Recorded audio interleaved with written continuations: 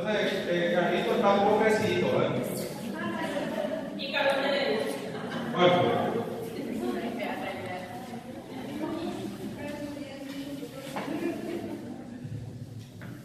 De atrás tiene que venir del escenario, de atrás tiene que venir. Exacto, ahí no tiene que quejarte.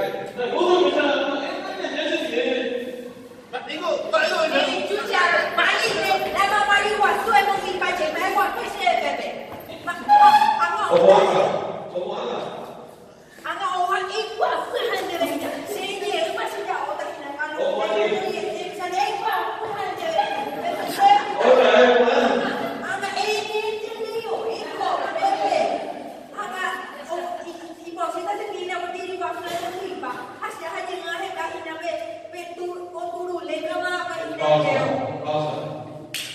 No, espera. Ahora le hacen